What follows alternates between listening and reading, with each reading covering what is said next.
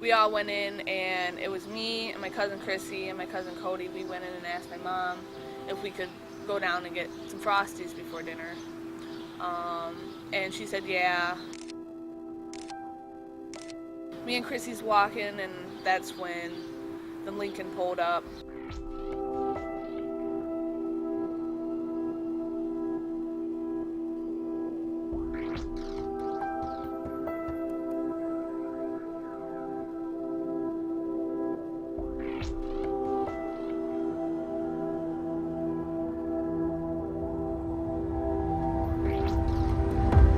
Here we are, you know, I'm 15 years old, my cousin is 14, and we're here at a truck stop, you know, being forced to work it, you know, being forced to go from truck to truck, asking, you know, if the guy would like to have sex with us, you know, and we're young girls, terrified out of our minds.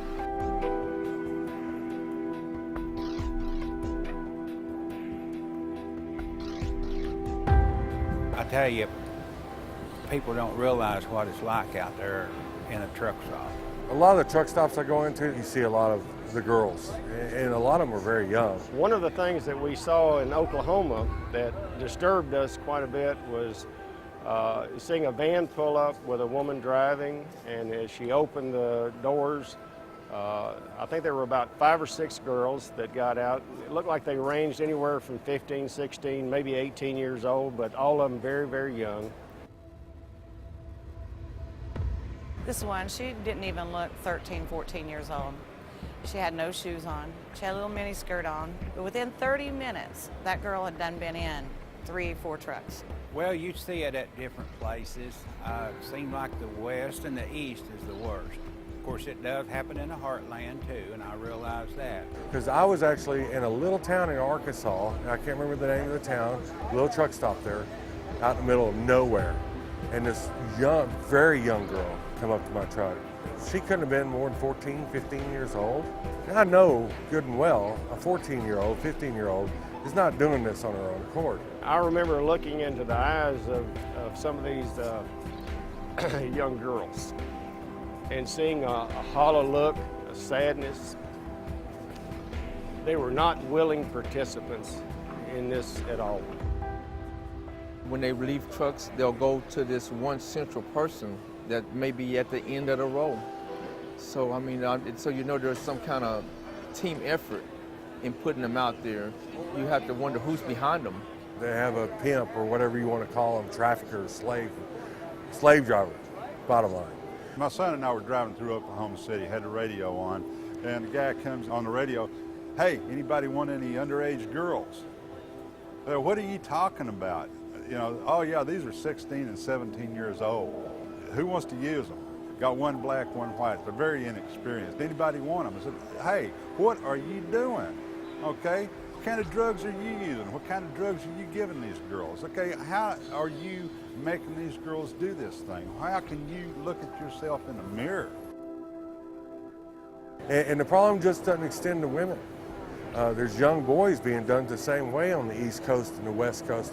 And it's not just any one race. It has no barriers on who they take. I've been in Jessup, Maryland. There's a huge truck stop there. Girls have ended up dead, thrown up underneath trailers, beaten and raped. It's just a tragic thing for these young girls. That truck driver paid for sexual acts with me. It was just an awful experience. How many truck drivers, you know, was okay with it, you know, not thinking that, you know, this is somebody's daughter, you know, this is somebody's family member, you know, that it is missed, you know, you don't think of that, you know, that they don't want to be here. It makes me feel very uncomfortable because you know what, that could be my daughter. Well, I have 2 daughters. I have 8 grandchildren, 1 great-grandbaby. To realize that this is going on in America is disturbing. That's, for a lack of a better word, it just disturbs me. It hurt me. It hurt my wife to know that this is going on. It could be somebody in our family. It could have been. And we just thank God that it's not, that it wasn't in this particular case. But This needs to be stopped, and these young girls ought to have an opportunity to have a life. Their life is being robbed, taken away from them at such an early age.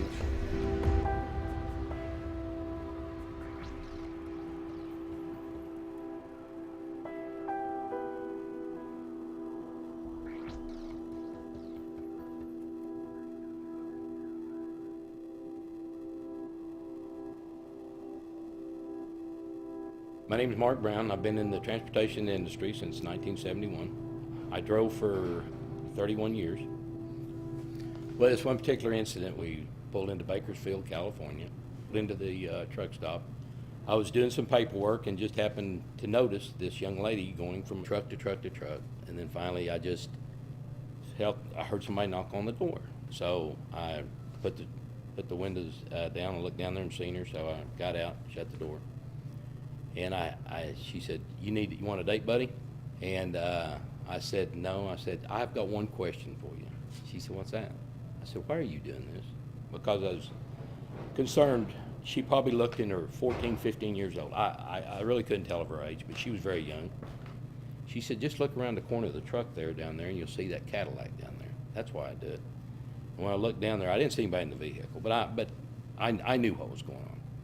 And when she walked away, I got back in the truck and I sat there and thought, why don't I just go walk across the parking lot and call the police? Well, I didn't do it.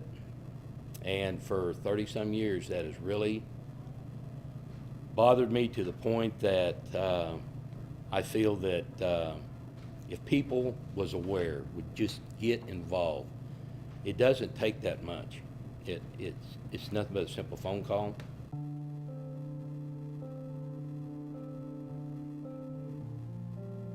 When most people think of the problem of child prostitution and sexual exploitation of children, they think of it as being a problem for foreign countries, for third world nations, and doesn't exist here in the U.S., and that's just not true.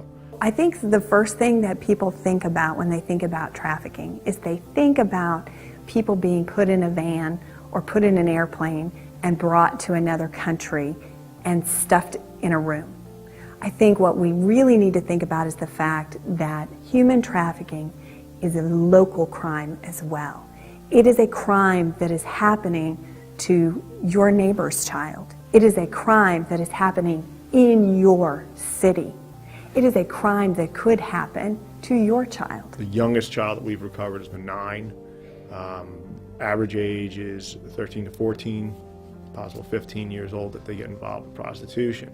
The life expectancy of a child involved in prostitution is 7 to 9 years, that they'll either be dead or involved in drugs and on their way to dying. If you have adult prostitution going on in your area, you have child prostitution going on in your area. And it happens in a number of different venues and areas, from casinos to your traditional street prostitution, to the internet now, as well as truck stops and other venues. Is half an hour worth of your own personal pleasure worth taking away the childhood and the life of a kid, of a person, and making them feel as they have no self-worth for 20 minutes of self-gratification to steal someone's life away? And that's what people have to understand about what this problem is. Traffickers literally can be anybody that has chosen to exploit a child by force, by fraud, by coercion, by in any way, and selling them. Nobody wakes up and says, gosh, I'd really like to sell myself on the streets today. That is something that is being directed by the victimizer, by the trafficker. And these kids find themselves in a situation they literally cannot get out of. This is old-fashioned greed. And where you can only sell a drug one time, you can sell a girl or a boy or a man or a woman over and over and over again. Your pimps that do exploit these children and get these children involved can come from any background. Your pimps are your individuals that will look for vulnerable kids. What the pimp culture and psychology tries to do is they try and take the place of the father figure or the family figure. They refer to their victims as being their family or their folks. And that's what they call one another when they're with their victims. Now, when a pimp talks to another pimp, he refers to them as their stable. And that's how they really are looked at. They're looked at as livestock. They are to be sold and traded. Girls never get any of the money. That's, a big myth is that they're allowed to share some of the money. They never are. All the money goes to the pimps. The victims are rewarded with beatings and rapes. It's a brainwashing that begins in a dependency that the pimps try to put on the girls so that they cannot live without them, and that this is all that they can amount to and do.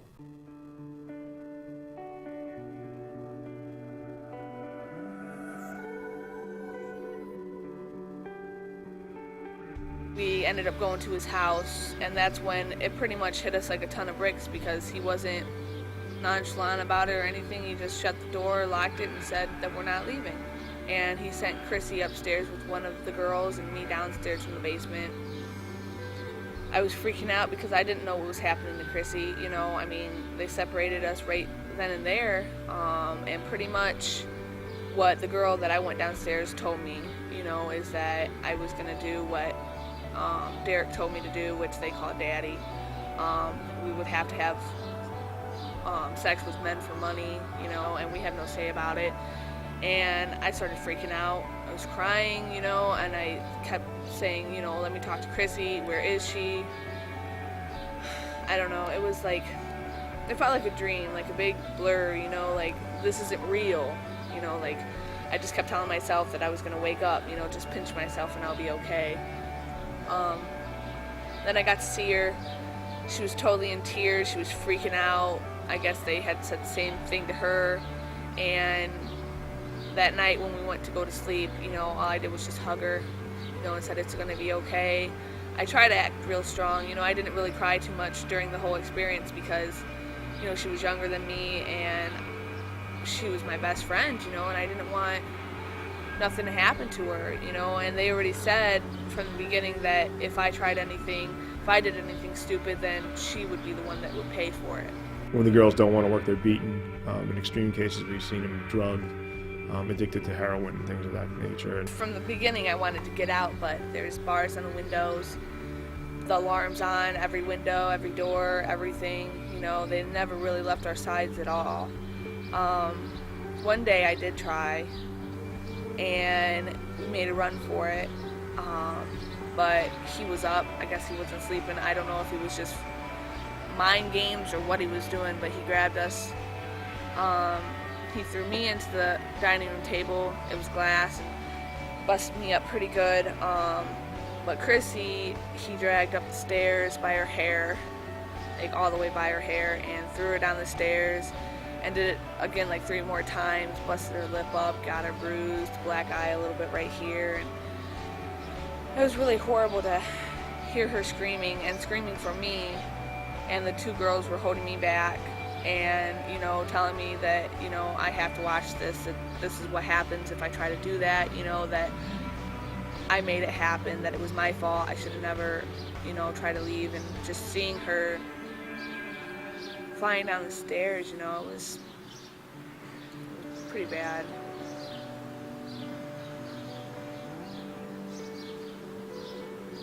They had us practice stripping in the garage. They had a stripper pole and mirrors, and Chrissy didn't want to do it, They had her in these pumps and this outfit, that didn't cover anything, and she didn't want to do it. And they made her do it, and they kept saying, you're going to do it, and they slammed her up against the mirror and slammed her face into it and stuff, and they said, fine, you don't want to do it, and they would come over and they would just slap me, and until Chrissy agreed to do it. That's what they did. They just played us off each other, and it worked. I'm hard pressed when I hear people say that, some do it willingly and want to do it willingly. I don't think anyone would really want to be beaten and raped on a daily basis and beaten in the most extreme ways. Violence goes hand in hand with these type of cases, and it's used to break down the girls. It's used to discipline the girls. It's used to gain complete control over them. I don't think there's any real willingness of your victims, especially your child victims. You know, at the truck stop, we were not together. She was God knows where, you know, and I was over here. I didn't, you know, one phone call saying, hey, she's acting up, or hey, she's trying to run, or she's trying to signal a truck driver that, you know, that something's wrong, she's not acting right, and something could have happened to Chrissy, you know, or vice versa. From the very, very beginning, they drilled it into my head, they drilled it into her head that, you know, if we try to act up, something really bad was going to happen. I mean, you couldn't see it on the outside looking at me, you know, you couldn't see that something was wrong, you know, but deep down in my eyes, you know, there's something wrong. You know, I was crying out for help, but I couldn't do it because, you know, I didn't want to end up dead. I didn't want her dead and it be my fault. You know, I mean, it's like they had us completely wrapped, completely controlled, you know, to where we were brainwashed, to where we were like, okay, we have to do this or else, you know, something bad could happen. I mean, who knows if they knew us well enough, they could have known where my family lived, you know, and killed them, you know, anything. Anything was going through my mind that, you know what, I have to do this or else something bad's going to happen to me, to my family, to my friends, anything, you know, and it's not something that you really see out on the surface, but it's happening, you know, inside my mind it was happening, you know, I was scared, unbelievably scared. Threatening one's family, a lot of times what they'll do is use that to threaten against the girls that, you know, I'll kill your family if you don't do this, I'll kill your mom, I'll kill your little brother, I'll kill your kid. Sounds unrealistic, sounds crazy, like something would plot for a movie, but it is happening. I've seen it happen in more than one of my cases, and we get reporting back from the field that happens. It's a common occurrence that will happen, threatening other families.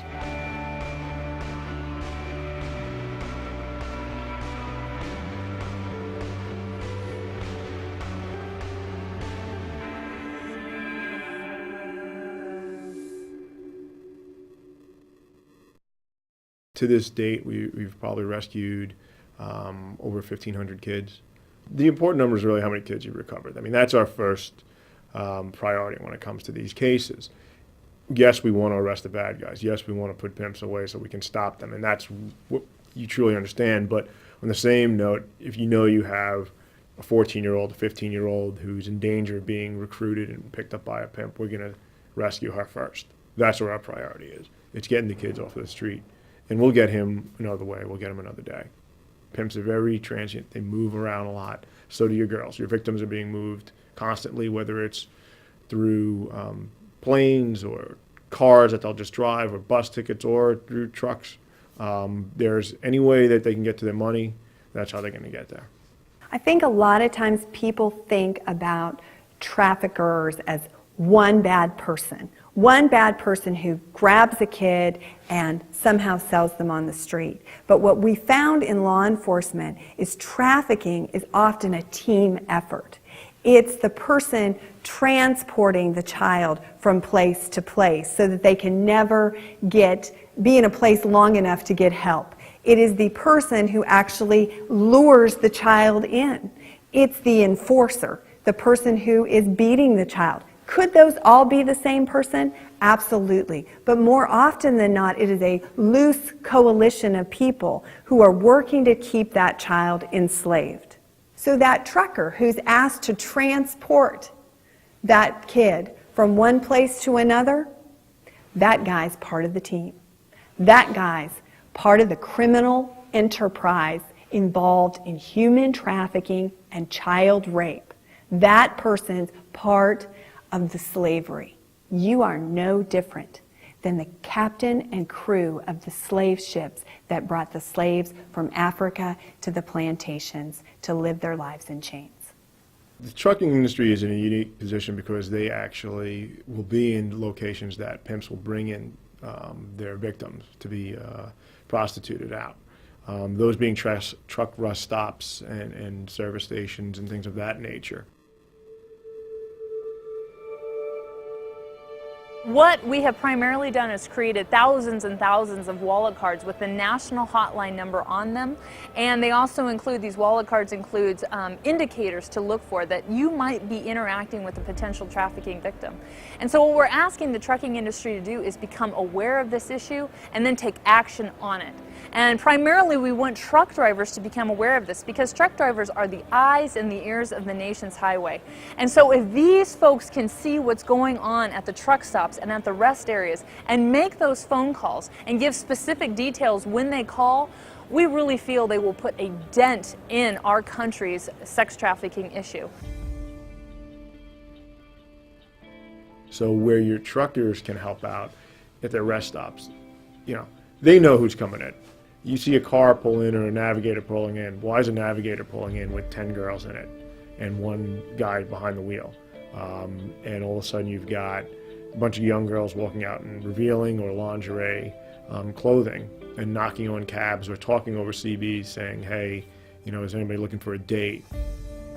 We want truckers, when they call the national hotline, 1-888-3737-888, to be as specific as possible and give actionable information. And what we mean by that is that when they call in with those tips, tell us more details about what was suspicious, so that when we turn over these tips to law enforcement, they're able to open an investigation regarding them. As an investigator, it's always details, details, details is what helps us. If you can, simple things that you can note: what's the vehicle, the color of the vehicle, the make of the vehicle, description of any of the occupants, the girls, how many, race, possible age that you think it may not be.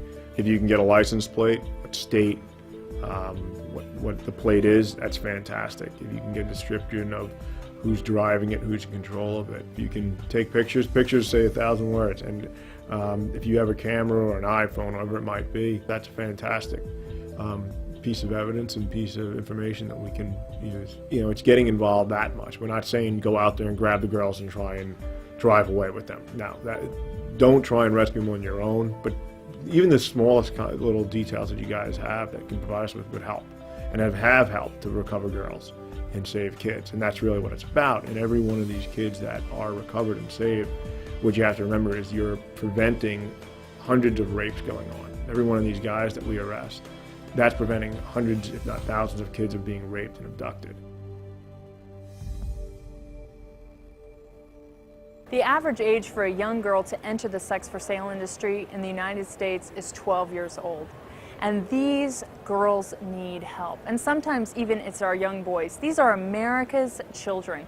And so what we are asking the trucking industry, the people who can help and make a difference, because they're out there. Pimps have identified truck stops as a great place to sell these girls. Truckers come and go. It is so easy for them not to think about it or worry about it. But what we are asking truckers to do instead is take a look at these young girls. Try and enter in, recognize that this is somebody's daughter, this is somebody's family member, and that you can make a difference here if you pick up that phone and call the national hotline. And so many people turn a blind eye to these girls. In fact, 1/3 of them are usually runaways. They're coming from abused homes. These girls' lives from start to finish have been horrific. And so they need an everyday hero. They need someone to pick up that phone and make the call on their behalf, and hopefully it leads to their rescue.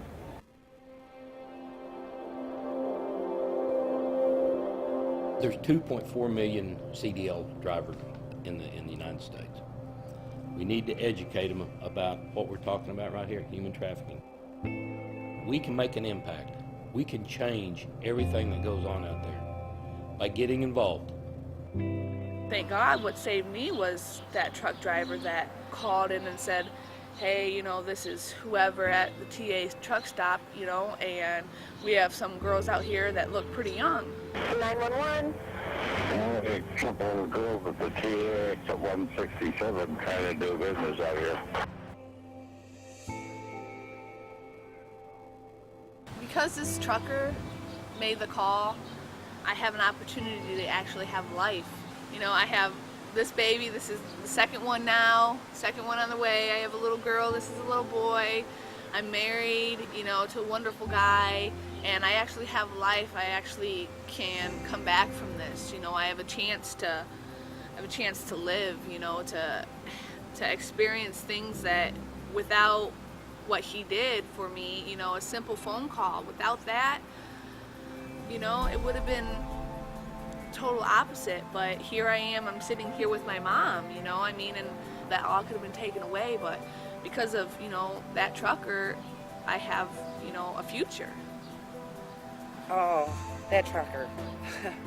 The one that made that phone call. I think about him all the time. I have never met him. I don't know who he is, but boy, I owe him a lot. If it wasn't for him calling the police and saying that she just doesn't look right there, I have no idea what would have happened. Boy, am I thankful to him, to that truck driver. God, am I thankful to him. And if he ever sees this, thank you, thank you, thank you.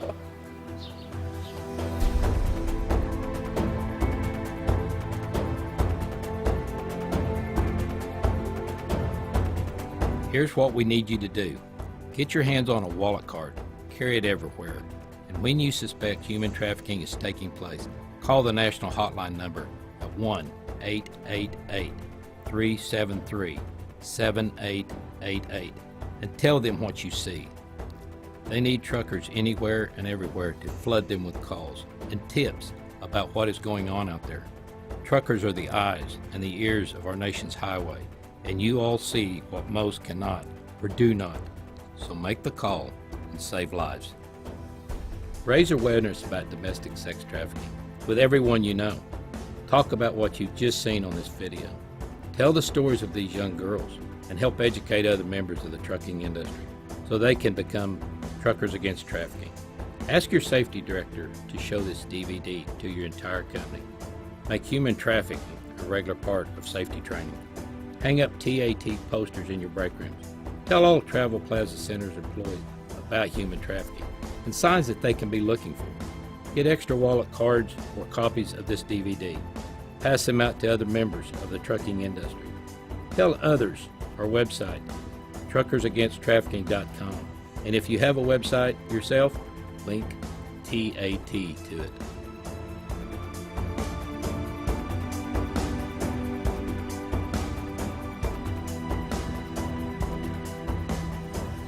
When you get to knock at the door, you have three choices. Choice one is to totally ignore them. Choice two is to invite them in. Third choice is think and make a call. Make a call because you could be saving a life.